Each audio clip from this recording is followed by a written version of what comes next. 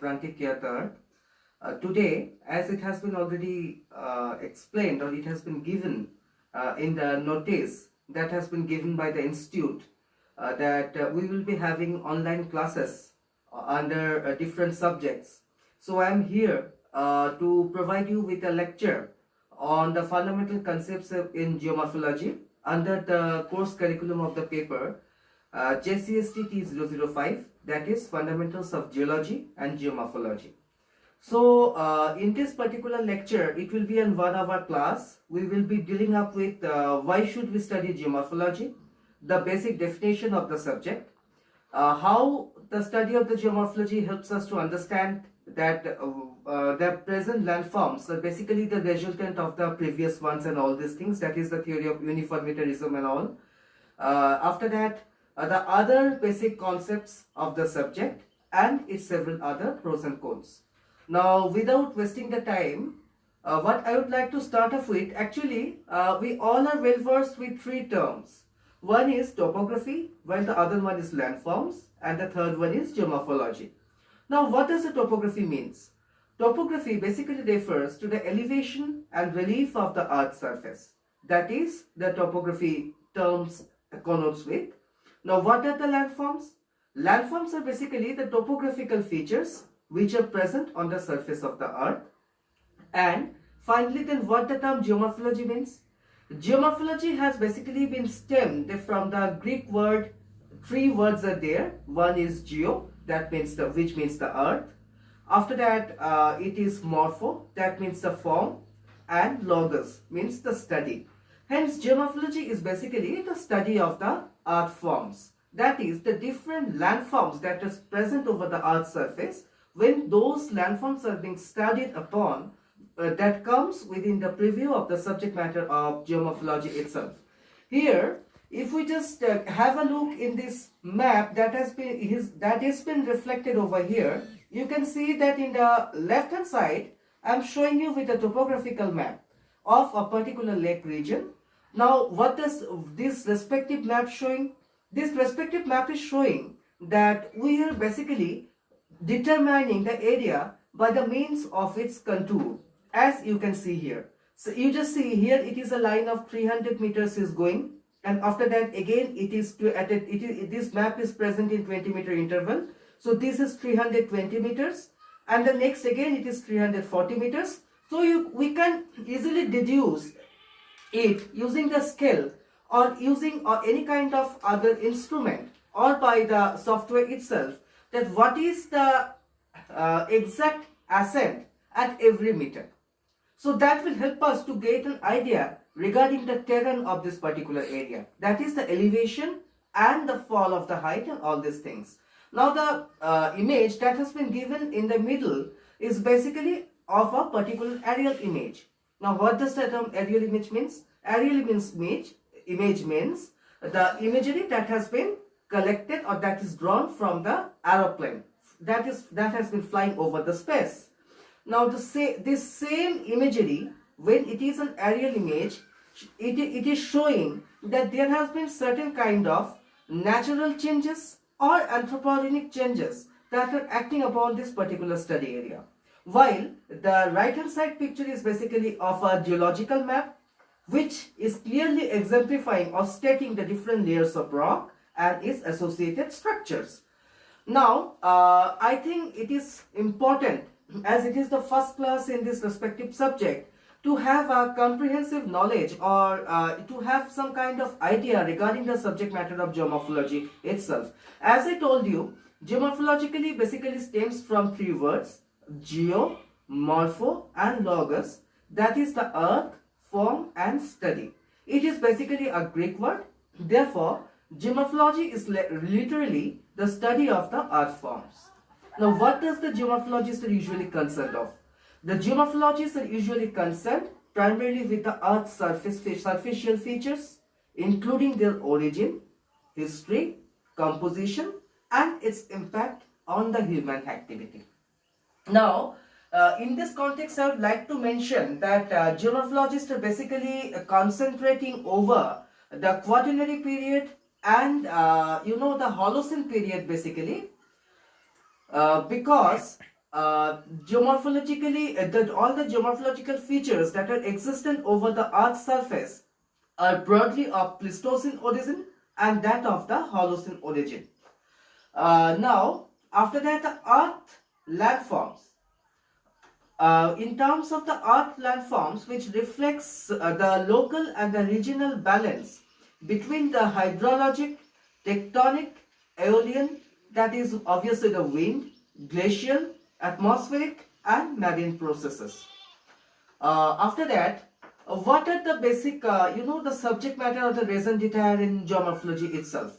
Geomorphology basically defines the processes and conditions that influence the landform development and the physical, morphological and structural characteristics of the landforms. Now, what are the basic questions that the geomorphologists are basically concerned with? Number one, what is the physical form or shape of the landform? How the landform looks like, how much high it is, and all these kind of things. In the very second, what is the elevation and topographic relief of the landform? That is obviously what I am telling you just before some seconds. That what is the height of a particular landform. Third, how did the landform originate? That is, how it is originated.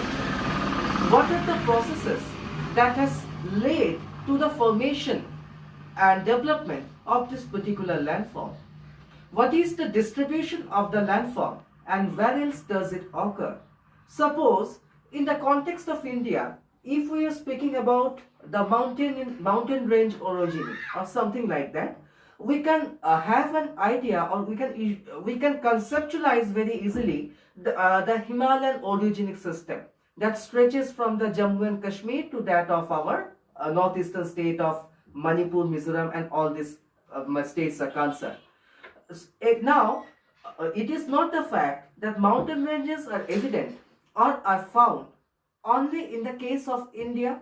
Similarly, it is existent in case of Pakistan. If we are speaking about the Southeast Asian countries or nations, it is existent over China.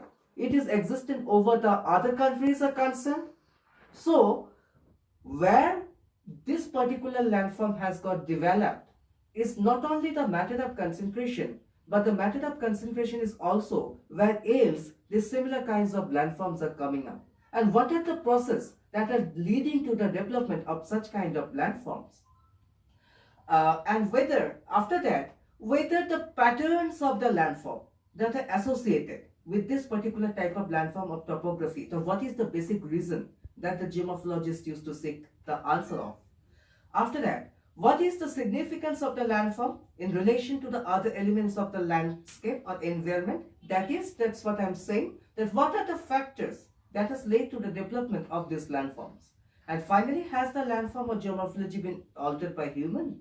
In fact, it is nowadays a huge matter of concern or a very big question, because people nowadays are trying to change up their natural habitat or environment in such a way by creating of the dams, by creating of reservoirs and creating of several other structure and etc etc etc that are creating several type of anthropogenic impact on the natural environment by the human beings.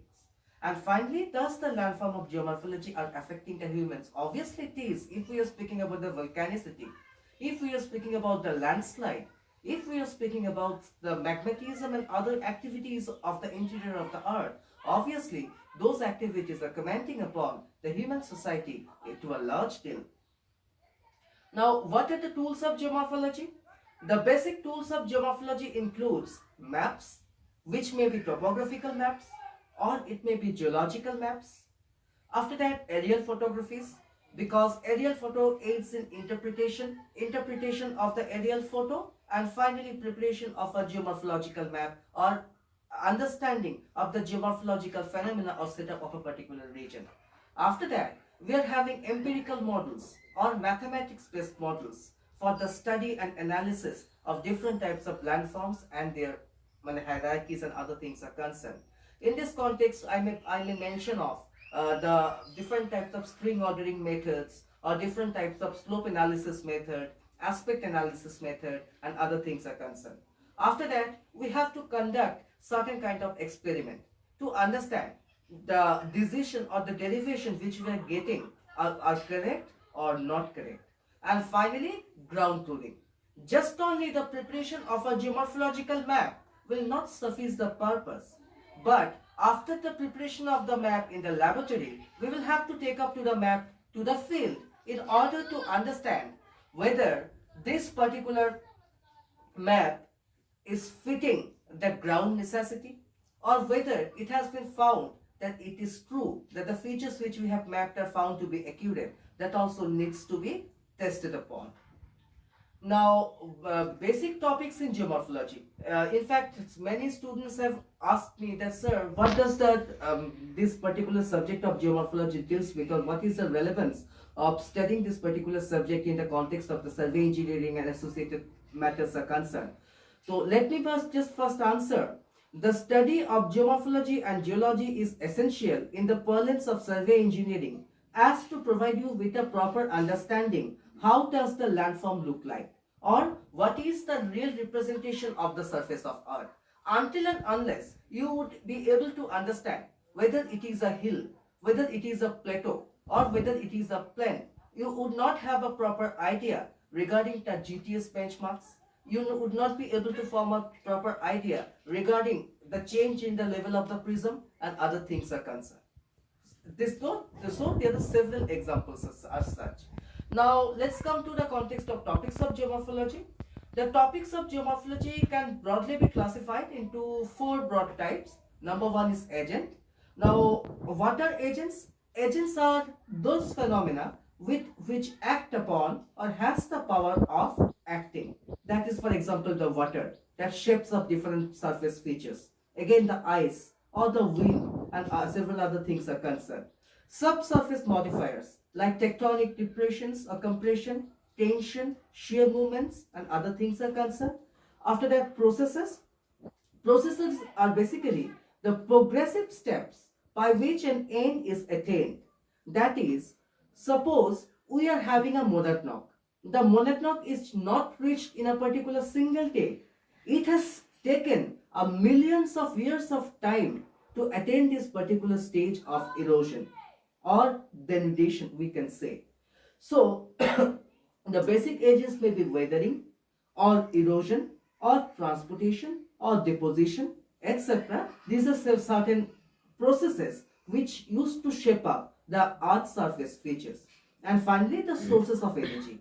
The sources of energy over the surface of earth may be solar energy, it may be geothermal energy, it may be gravitational energy, or it may be chemical energy as concerned.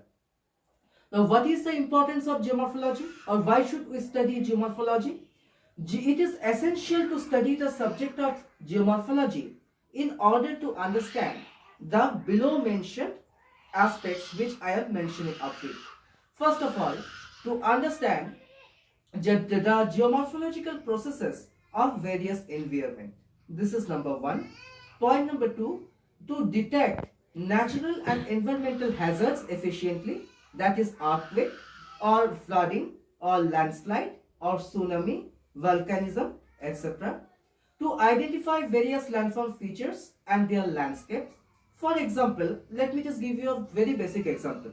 We all of us are well known about the rivers, but fluvial landforms, if we are speaking about, a good number of pictures are just coming over my brain, like that of the oxbow lakes. It may be meanders, it may be the different types of point bursts, it may be the floodplains, it may be alluvial plains, and several other landforms are concerned.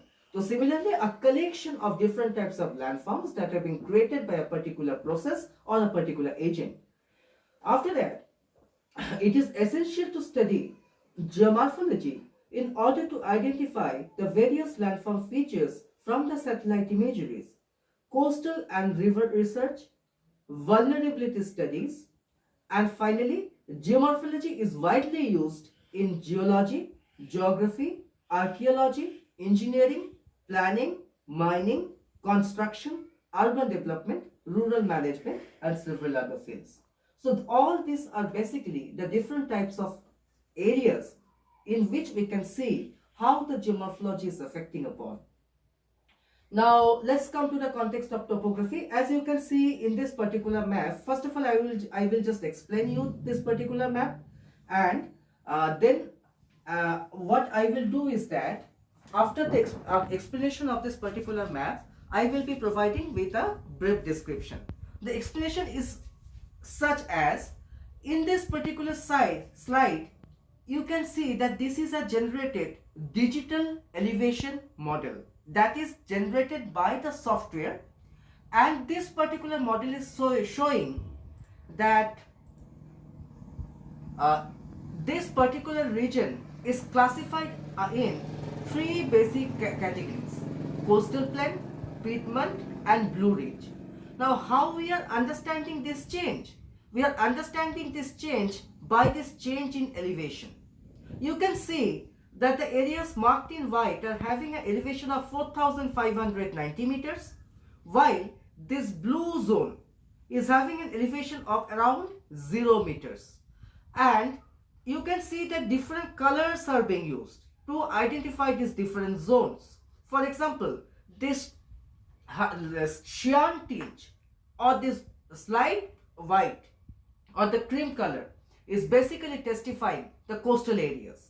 Now how we are saying that this is a coastal area?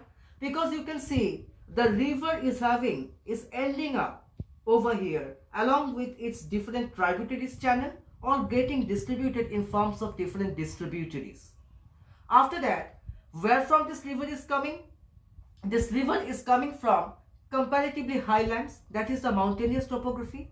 So you can see the Piedmont over here. Now after the Piedmont, it is the region, or it is the area of the high hills. So you can see it is marked over here as the Blue Ridge farms.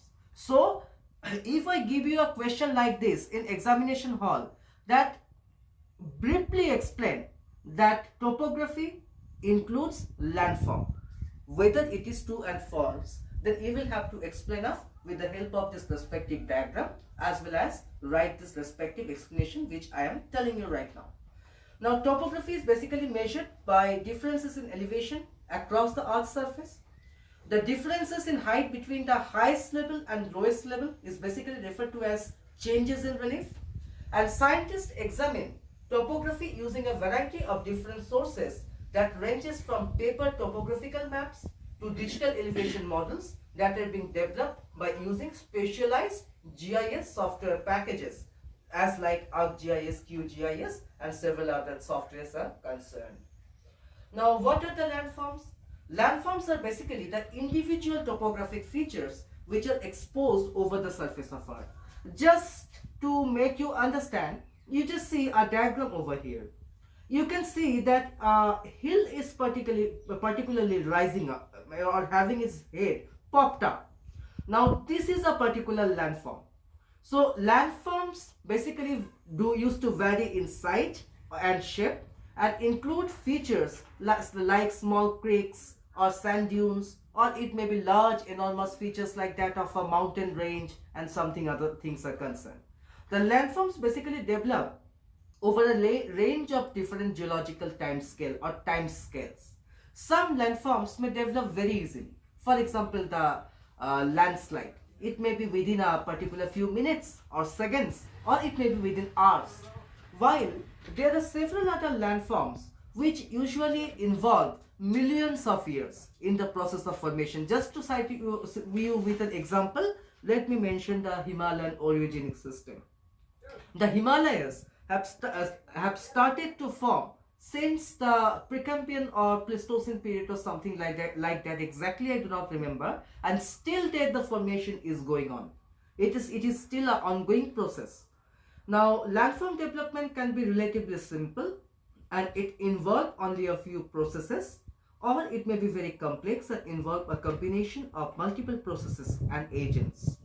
These landforms are basically dynamic features that are continually affected by a variety of earth surface processes like weathering, erosion and deposition. The earth scientists who used to study the landforms provide decision makers with information to make natural resource, cultural management and infrastructural decisions that affect the human beings as well as their environment. Now, landforms and scales. Basically, landforms may be classified into three broad categories in terms of the scale is concerned. That is the first order of relief landforms, second order of relief, and the third order of relief. Now, what are included in the first order? The broadest landform scale is divided into continental landmass, which includes all the crust above the sea level, that is 30% of the Earth's surface, and ocean-based basins, which include the crustal areas below the sea level, that is 70% of the Earth's surface. So all these continental landmasses and the ocean basins thus used to basically comprise our first order of relief landforms. Now, what are included in basically the second order of relief? The second order of relief includes regional scale continental features such as mountain ranges, plateaus, plains, and lowlands. Examples may be given like that of the Himalayan orogenic system, Rocky Mountains, Atlantic coastal plains, or the Tibetan plateaus. Now, major ocean basin features including the continental shelves or the slopes or the abyssal plains or the mid-oceanic ridges and trenches, etc. are all examples of the second order relief landforms. Now, what are the third order relief of landforms? The third order relief of landforms or third order of relief includes all individual landform features, that is all genetic landforms. Just to cite you with an example, it may be a river, it may be a volcano, it may be a glacier, it may be a valley, it may be a floodplain, it may be a lake, it may be a marine terrace, it may be a beach, or it may be a dune. Now, each major landform which are categorized within the third order of relief may also contain many smaller features or different types of single features. Just to cite you with an example, if I am speaking about a river, the river may have a good number of tributaries that are adding up to the mainstream. Again, when the river is ending up, at that particular point of time, it may be channelized into a number of distributaries. So, each and every major landform can be subdivided into a number of other smaller features of different width or different dimensions. Now, this is basically a diagrammatic representation of what I am saying. You just see the entire world. Now, these are the continental crusts and these are the oceanic basins and other things are concerned. So, all these continental crusts that comprise 30% of the Earth's surface and the oceanic basins and others comprising 70% constitute first order of relief landforms. Now, the second order of relief, the major continental and oceanic landforms, just you can see here the brown color is denoting the mountain ranges. Again, the green is representing the plateaus, yellow is representing the, green is representing the plains, and yellow is representing the plateau areas.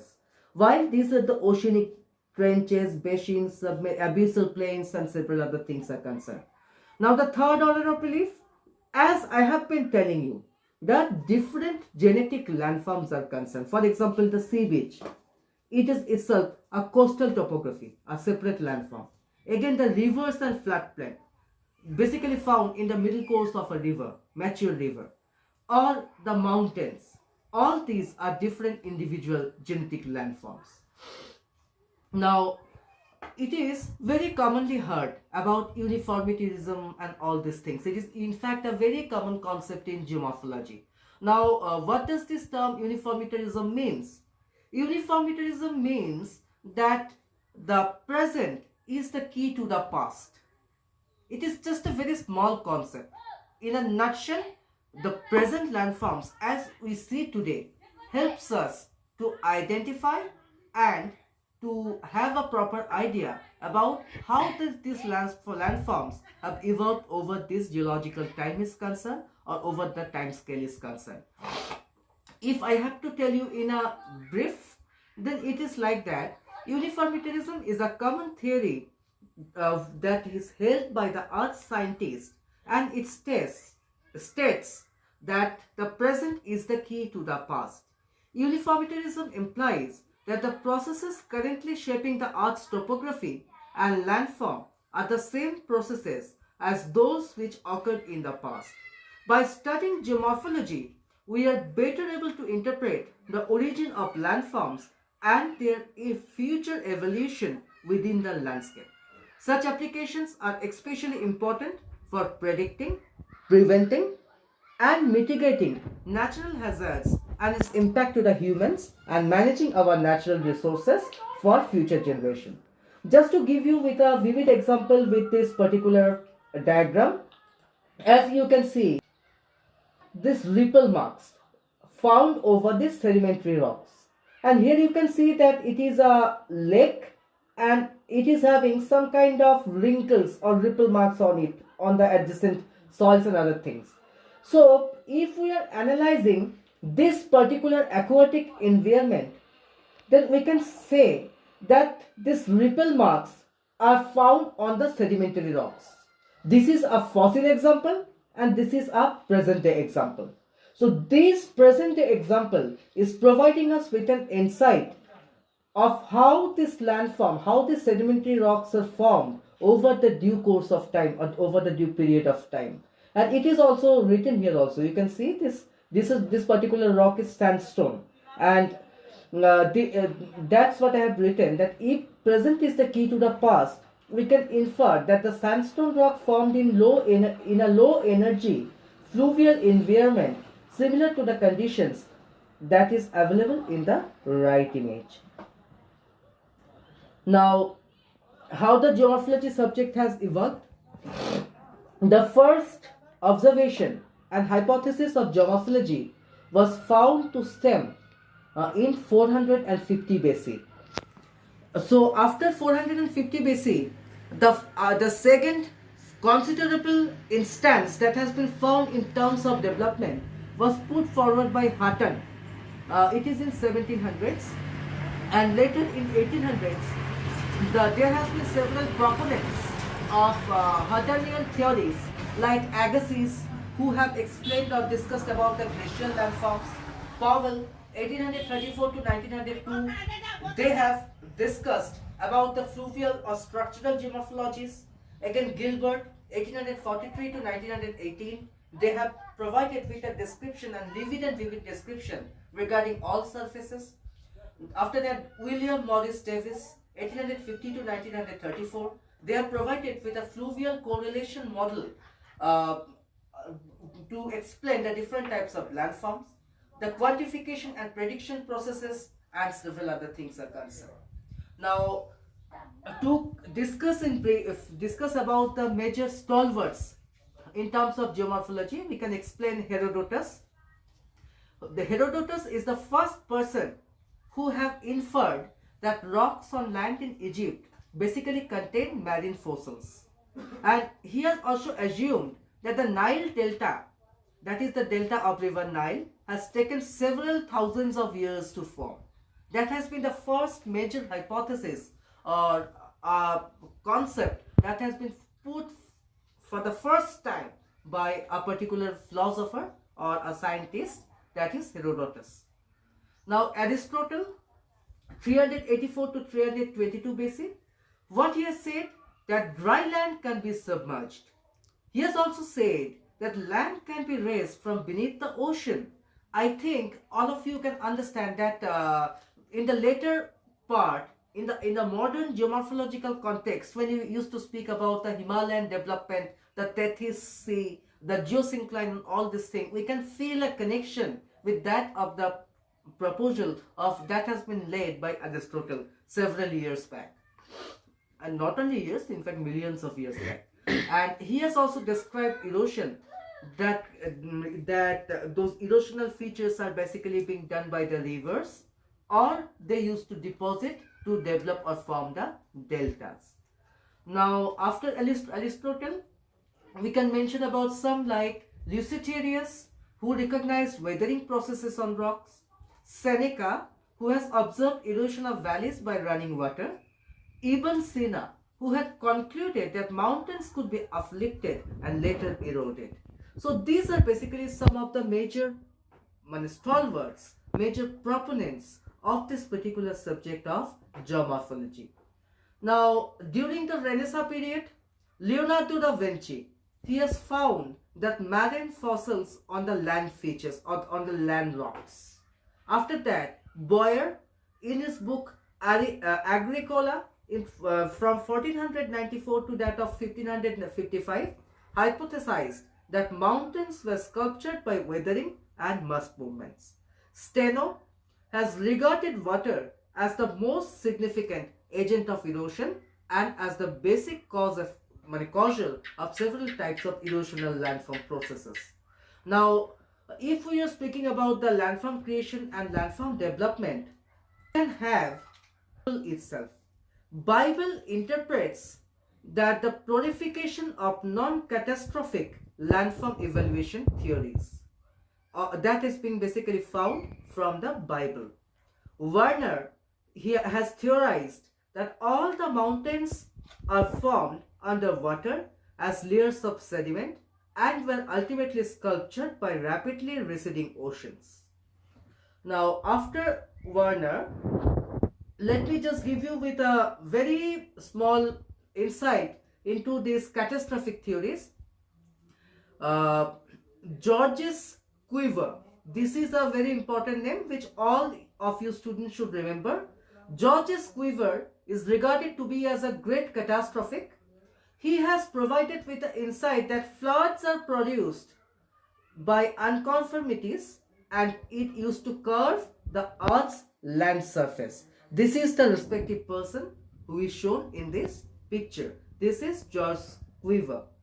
And after that, another catastrophic proponent is Hutton. He has said that granites form through heat and fusion deep underground and then later uplifted and exhumed. And the second important concept that has been proposed by him is that landforms are produced by slow and continuous processes. This is James Sutton. So after James Sutton, his other statements are: sediments are eroded from landforms only to be deposited and later latified into new rocks. And finally, there is neither an apparent beginning nor an end to landform development. Just as we used to explain in physics that energy can neither be created nor be destroyed, similarly in geomorphology also, we all believe a landform cannot be complete or even a complete end. So this is a very important aspect of the theory of this catastrophism. And his major proponents were John Playfair, who has said that illustration of the Huttonian theory of the earth in 1802, that streams curve their own drainage systems, stream reaches and maintains equilibrium adjusted to the local gradient. It is also regarded to be as the concept of graded stream. The earth is a very ancient and ongoing process which continue to change it. After that, it is Charles Lyell, who in his Principles of Geology has said a strong promoter of uniformitarian theory and a vehement opponent of catastrophism. He has proposed several theories or concepts. Other 19th century European contributors includes Venetz and Burgundy, who have said that moraines and erratics prove glaciations extended from the polar regions. They have proposed this particular theory in 1832. Now, Louis Agassiz is one of the. So after that, we can speak about William Morris Davies, whom I have already mentioned in my lecture. Davies has given his famous cycle of erosion. His cycle of erosion is applicable over the fluvial landscapes or over the fluvial landform is concerned. Here you can see this is the young stage. Now this young stage is gradually being worked upon by different types of geomorphic agents to attain the mature stage. And finally, in the case of the old stage, we can see an example of a peneplain. So after William Morris Davis, it is Grove Curl Gilbert, who is also the proponent of the process geomorphology. He has recognized some Utah landscapes were formed by Pleistocene Lake, Bonneville. Great Salt Lake and Bonneville salt flats are remnants contributed to the understanding of the river incision, identified lunar craters as caused by impacts, and carried out early impact cratering experiments. He has also stated that landforms are a balance between resisting framework and the forces acting to alter the landscape. He stated, or he implied, that time is one of the most important component of the many that affect the appearance of the earth, and finally he has inferred that landscape was in equilibrium between the driving forces and the resisting forces. After Gilbert, it is once again Davis, his Davisian geomorphology and time component. Davisian geomorphology and time as the dominant factor dominated the scientific literature until 1960s. John Hack proposed landscape development, which has occurred similarly to the way Gilbert has espoused, recognized, and are considerably variable in most geomorphic systems. In between 1930 to 1965, rise of the quantitative approaches to geomorphology owes its origin to W.M. Davis. Quantitative trends continue like computers, satellite imageries, other remotely sensed data, numerical methods, improving dating techniques, etc. till that modern geomorphology is concerned too. Now, what is the concept of equilibrium? Equilibrium basically means balance. In geomorphology, it refers to no net change, usually in terms of a balance between the deposition and erosion, uplift and downcutting, or soil production and removal. In short, erosion, transportation, and deposition. These are the three basic processes. Now, equilibrium is strived but seldom achieved, and a change in one part of the system affects all others. Now, fluvial equilibrium. Recent uplift in excess of erosional rates results in a system that is out of equilibrium. Weathering and erosion dominate headland areas, with removed material being transported to a depositional basin. As headlands recede, both erosional and depositional rates decrease. If the region remains stable for an extended period, equilibrium, where erosion and depositional rates are equal, might be achieved. Now, base level. Base level is the level below which erosion cannot occur and above which deposition cannot take place. Sea level is the ultimate base level example. Lakes and reservoirs provide temporary base level. Changes in sea levels can be equistic or relative.